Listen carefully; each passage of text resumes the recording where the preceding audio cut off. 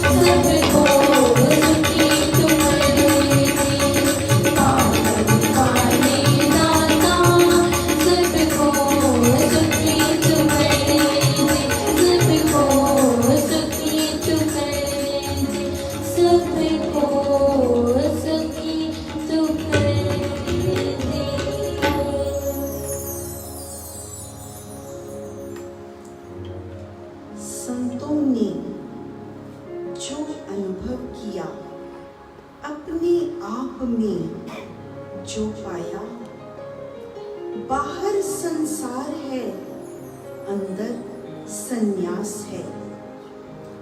बाहर अशांति है और अंदर शांति है। बाहर भोग विलास है, अंदर ध्यान समाधि है।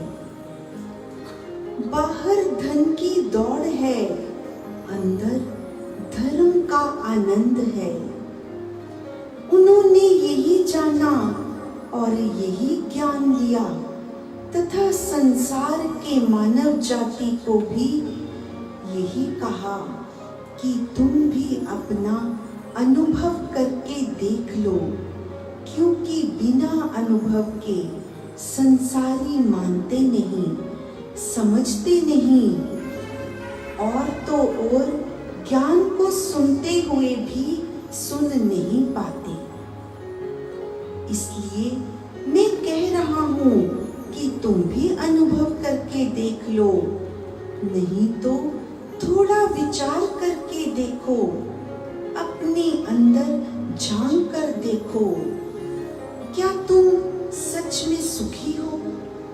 संतों महात्माओं ने तो अनुभव किया, संसार का सुख तो व्यर्थ है।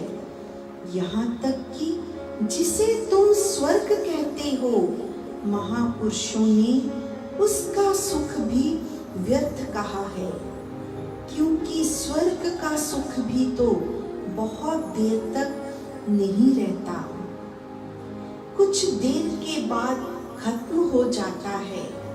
फिर इंसान को उसी नरक दुख में ही आना पड़ता है। ये दुख सुख काल की अपनी गति है, जो कर्मों के बंधन अनुसार घूम रही है। ये कभी रुकती नहीं, घूमती ही रहती है।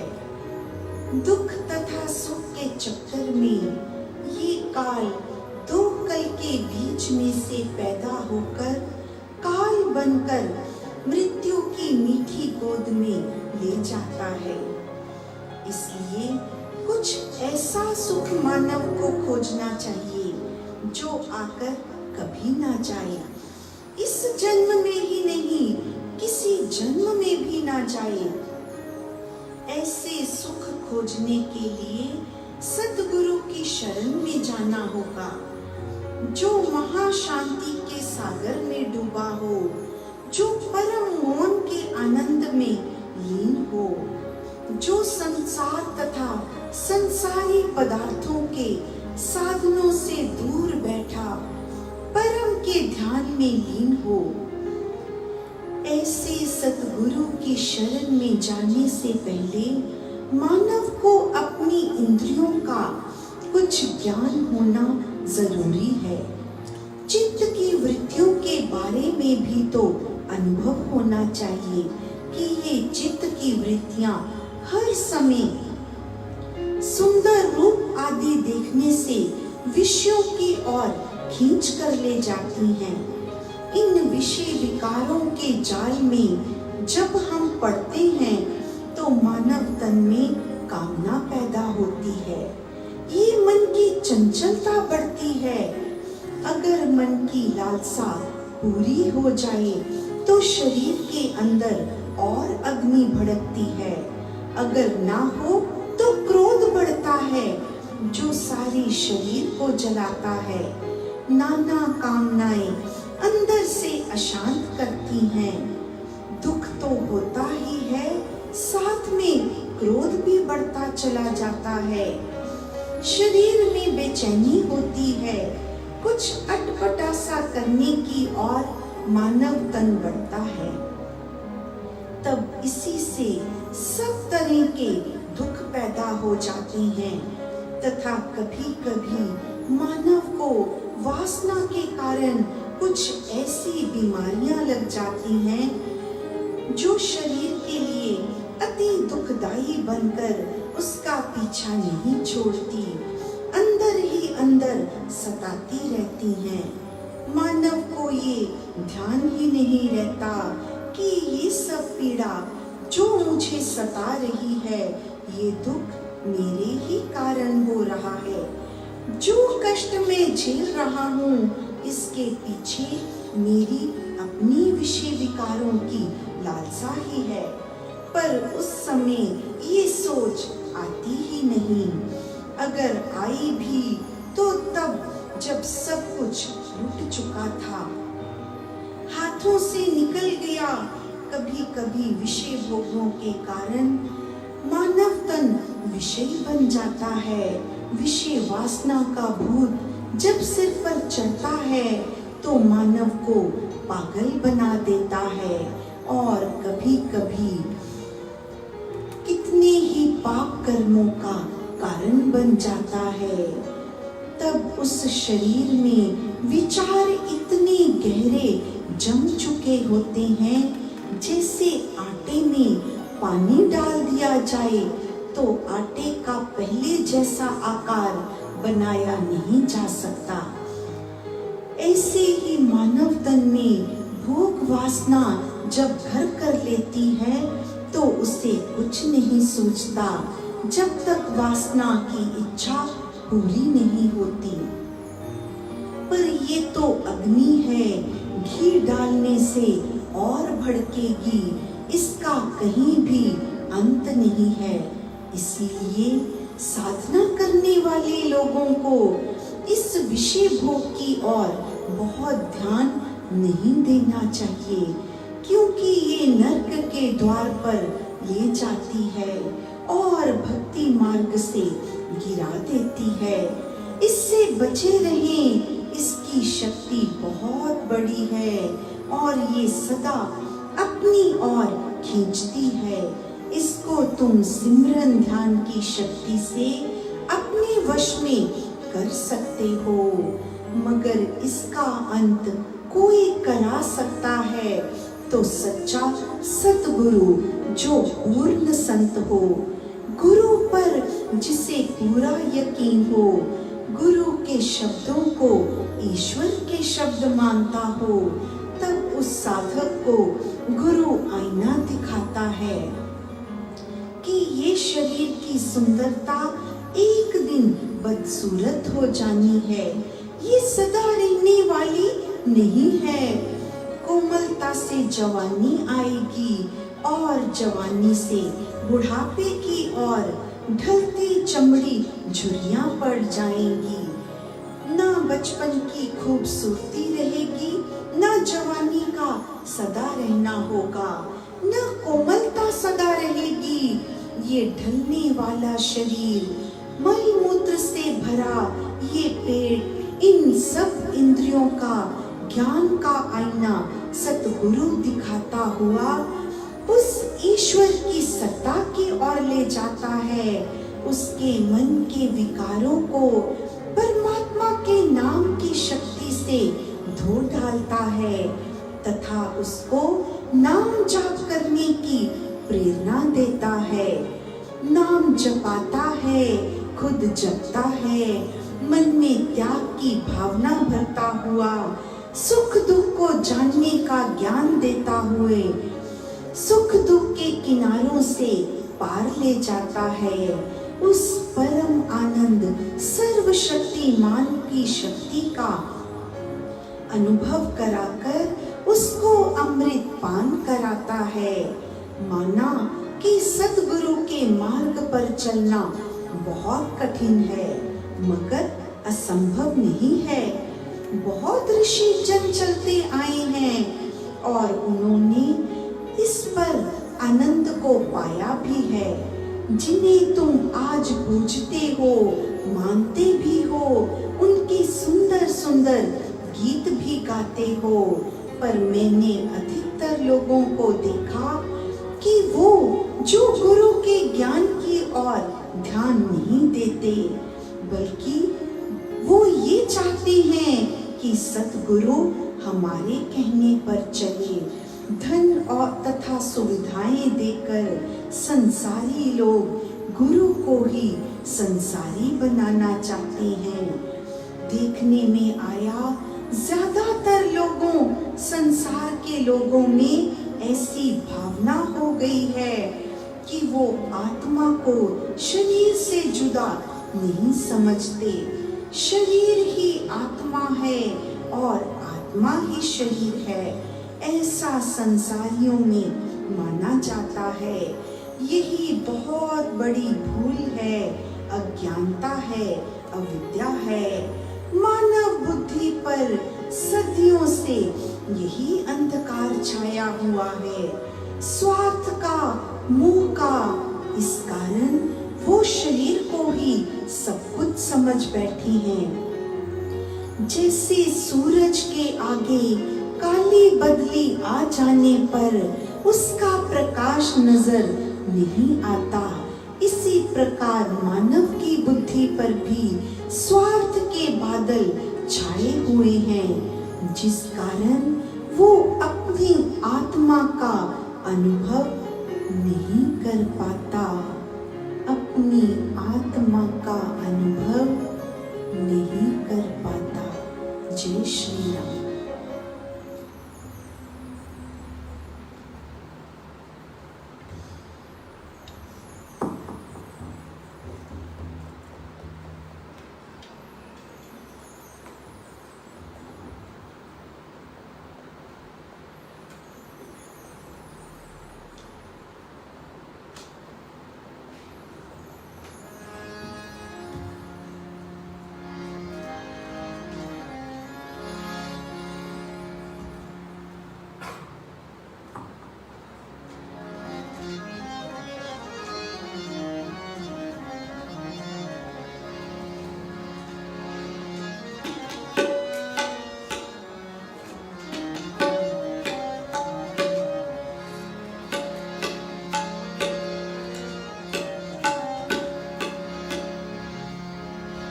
क्यों भूला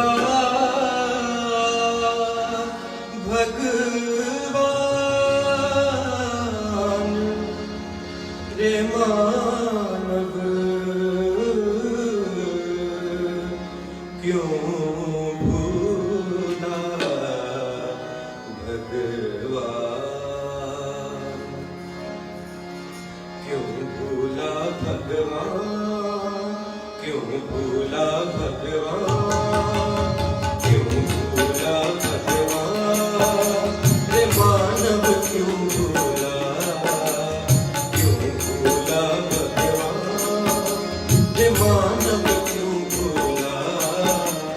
जो देता बुद्धि और ज्ञान उसे तो क्यों भूला, जो देता बुद्धि और ज्ञान उसे तो क्यों भूला, क्यों भूला भगवान, क्यों भूला भगवान रे मानव, क्यों भूला, क्यों भूला भगवान रे मानव, क्यों भूला। जो देता बुद्धि और ज्ञान उसे तो क्यों भूला, जो देता बुद्धि और ज्ञान उसे तो क्यों भूला।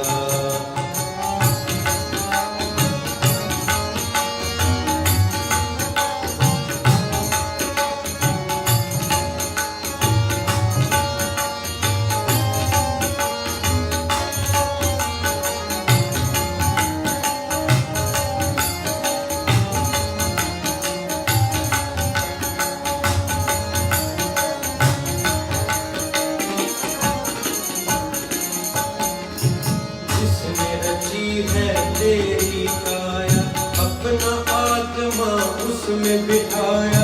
जिसने रची है तेरी काया, अपना आत्मा उसमें बिठाया, अपना आत्मा उसमें बिठाया। जीने को दे प्राण, जीने को दे प्राण उसे तो क्यों भूला, जो देता बुद्धि और ज्ञान उसे तो क्यों भूला, जो देता बुद्धि और ज्ञान उसे तो क्यों भूला, क्यों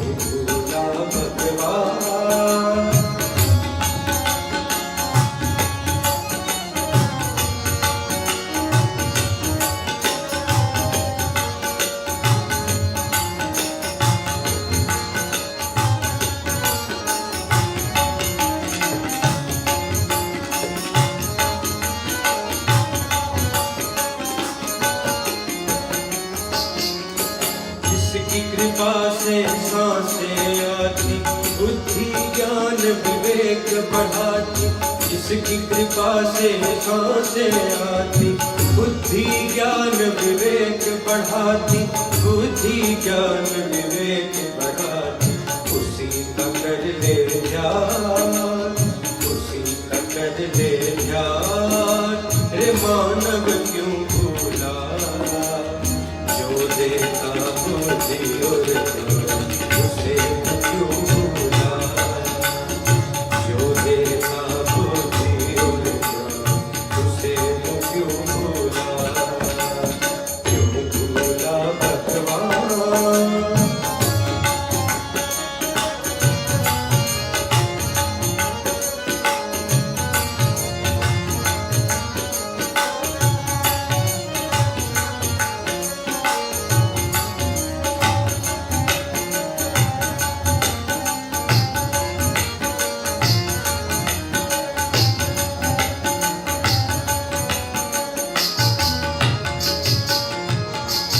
क्यों तू दुख पाता है जाता, जीवन है अनमोल गवाता। क्यों तू दुख पाता है जाता, जीवन है अनमोल गवाता, जीवन है अनमोल गवाता। ले प्रभु का नाम, ले प्रभु का नाम। रे मानव क्यों भूला, जो देता बुद्धि और ज्ञान, उसे क्यों भूला, जो देता बुद्धि और ज्ञान, उसे क्यों भूला, क्यों भूला भगवान।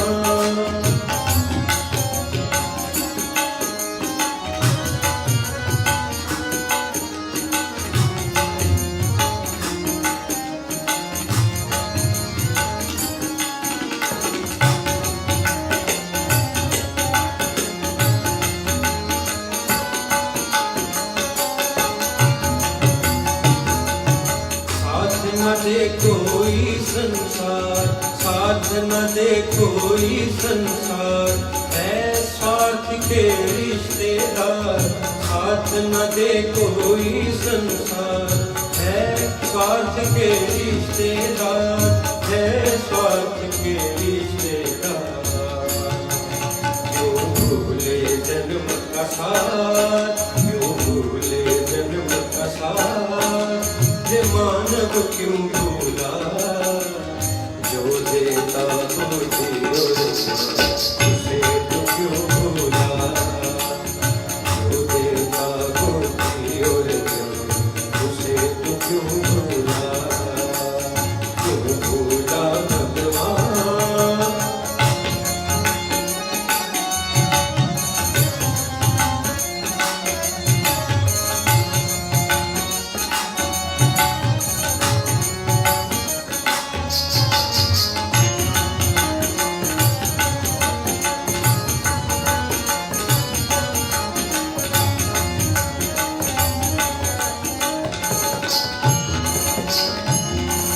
सेवा सिमरन नाम कमाई, यही साथ जानी है भाई।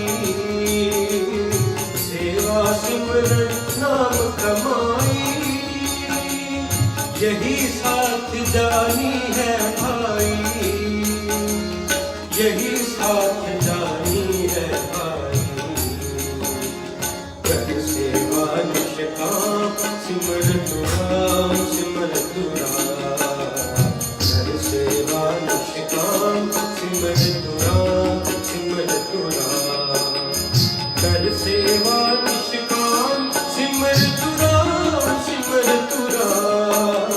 कर सेवा निष्काम, सिमर तू राम, सिमर तू राम। कर सेवा निष्काम, सिमर तू राम, सिमर तू राम। रे मानव क्यों भूला, रे मानव क्यों भूला, रे मानव क्यों भूला।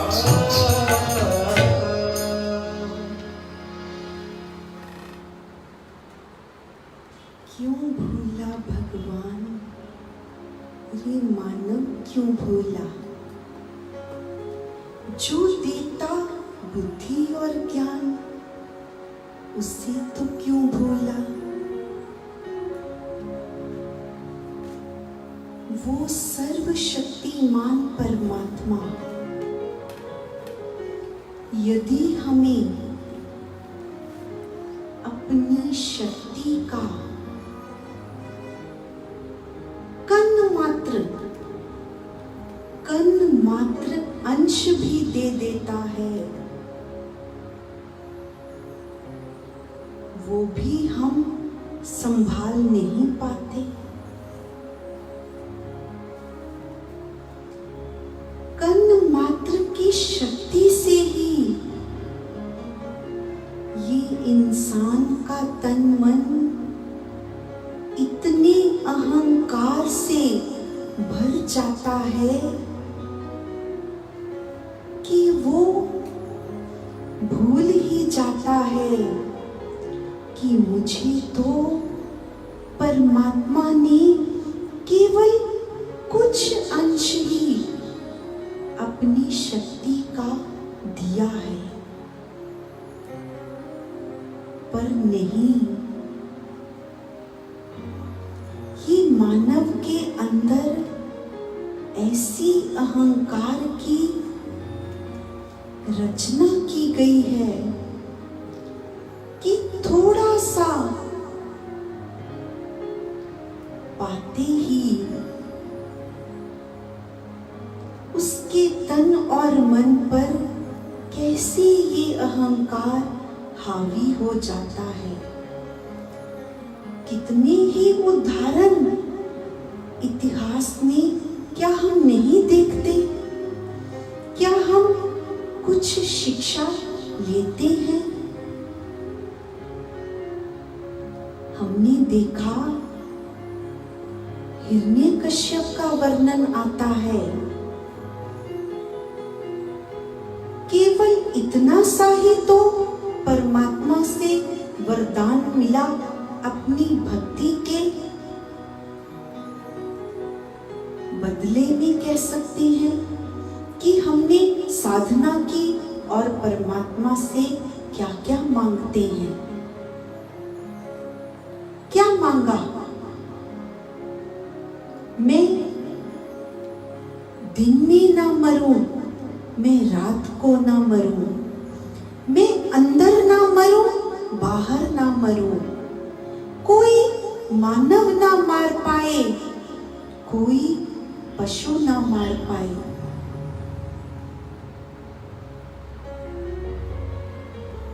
चलो, मिल गया तुम्हें ये वरदान, तो फिर कैसे भूल गए तुम कि जिसने तुम्हें ये वरदान दिया है? ये पाकर इतने अहंकारी हो गए तुम? क्या अपनी साधना के एवज में तुम परमात्मा से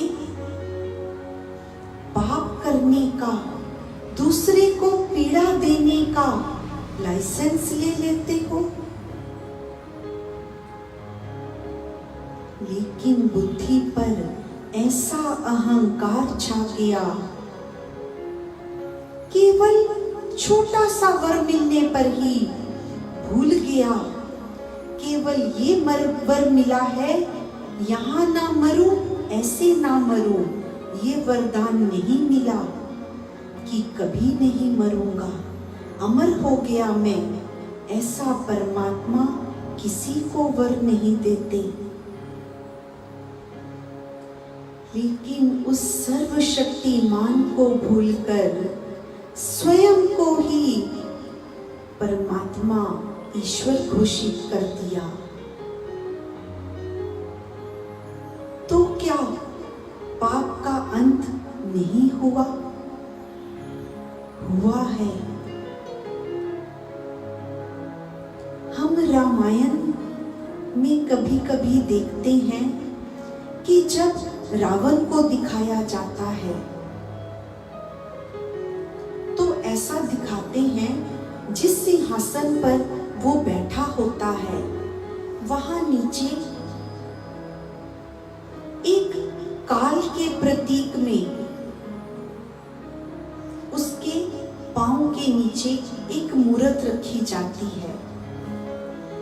वो ये प्रतीक दिखाया जाता है कि रावण ये मानता है कि मैंने काल पर विजय पा ली है, काल मेरा कुछ बिगाड़ नहीं सकता। शायद ऐसा मानने के कारण ही पाप करने से रुकता ही नहीं। कितना समझाया परिवार ने, संसार ने, मां ने समझाया, नाना समझा रहे हैं, भाई विभीषण ने कितना कहा इस पाप कर्म से रुक जाओ, वरना तुम्हारे केवल इस पाप के कारण ही ये सारी सोने की नगरी जलकर राख हो जाएगी। पत्नी समझा रही है, यहाँ तक कि जो पुत्र मेघनाथ सभी पाप कर्मों में पिता का आज तक साथ देता आया था, वो भी अंतिम दिन युद्ध पर जाने से पहले पिता को समझा रहा है कि पिताश्री, जो आज मैं युद्ध में मारा गया, तो आप ये मान लेना कि हमने सच में ही धरती पर जो अवतार लेकर आए हैं उनसे वैर किया है। आप उसके बाद उनकी शरण में चले जाना। पर पापी कब मानता है? नहीं, जीवन की अंतिम सांस तक मान ही नहीं पाता, अपने अहंकार को छोड़ ही नहीं पाता। तो जिसने अपने पांव के नीचे काल रूपी पुतला बनाकर रखा था, क्या वो स्वयं काल से बच पाया? क्या काल उसको ले नहीं गया? जो हम ये शास्त्र पढ़ते हैं, रामायण पढ़ते हैं, ऐसे धर्म ग्रंथों का पाठ करते हैं, तो क्या ये समझ पाते हैं कि हमारे में ऐसा क्या है जिसका हम अहंकार करें? क्यों भूला भगवान रे मानव, क्यों भूला? क्यों थोड़ा सा कण मात्र पाकर उस देने वाले को ही विसार देते हैं? नहीं, संत बार बार समझाते हैं, जो कुछ दिया उसने दिया, जो कुछ मिला उसका मिला, सब कुछ उसी का, तेरा इसमें कुछ भी नहीं, कुछ भी नहीं, कुछ भी नहीं। जय श्री राम।